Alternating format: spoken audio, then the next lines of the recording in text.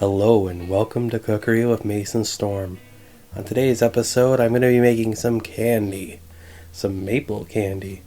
And in order to do that, I'm going to be using maple syrup and snow and a stovetop. Let us begin. So we're going to be using a small saucepan to make our candy. And then we're going to turn up our temperature of our stove here to medium-low.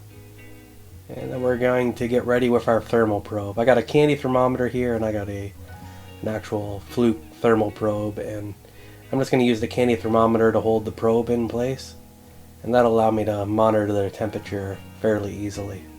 Because when it comes to making candy, it's all about the temperature. Okay, so now we can add our syrup to the mix, and we'll simply stir and let it cook down.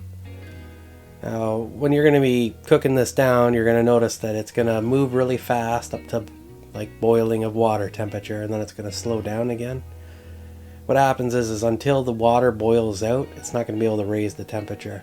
So it kind of plateaus for a little bit, but you got to keep an eye on it, because the second it gets past that plateau, it starts moving quicker again. Maybe not as quick as to get up to boiling, but it definitely speeds up. And once you got kind of a wrap on there and stuff starting to progress, it's time to get ready with our snow. So I'm just going to take my snow and spread it out on this cooking sheet here. Now, for the amount of syrup I have, I probably should have had 2 of these, but that's hindsight, and it's 2020. The other way to do this is to just go outside where there's snow and just dump it all over it, which is probably the better way to do this. But because we're filming this, it's easier to do it indoors. It is what it is. And as you can see, we're close to 115 Celsius. That's the softball temperature, which is what we're going to be aiming for, which is from 112 to 118, I believe. And softball, it makes for a very soft kind of candy. If you want this to be more like hard candy, you let it heat up a little bit more, get to the hardball stage, or whatever the one is after that on your candy thermometer. They're all labeled. And then you can probably store the stuff a lot easier. This stuff, because it's softball, it's kind of liquidy, so after it kind of freezes, you want to eat it kind of like that. And then your best bet's probably to actually put it in the freezer with the snow, and then pull it out and separate from the snow when you want to eat it. Because that's just kind of how softball stuff is. Because at room temperature, it kind of melts and sticks to everything, and it's kind of messy, but sure is delicious. And now that we've hit our desired temperature, I'm going to be removing the thermal probe, turning off the heat to the stove, and then just kind of sliding the pot over to the side.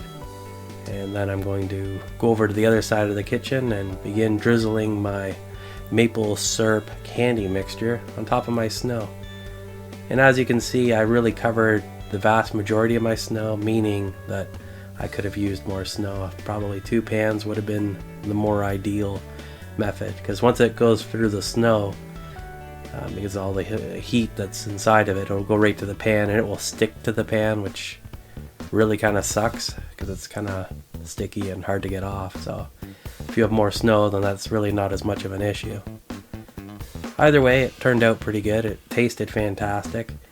So that's our maple candy. So let me know in the comments below how you make yours, if you make it like this in the snow and kind of have that soft taffy type of thing going on, or if you make it more of a hard candy. I'm sure you could just spread out a bunch of icing sugar on a sheet pan, heat it up to soft crack, and pour it out on top, and then you'd have nice little candies that don't stick to each other that you could eat for days. If you're new here, please like and subscribe, and until next time, stay awesome.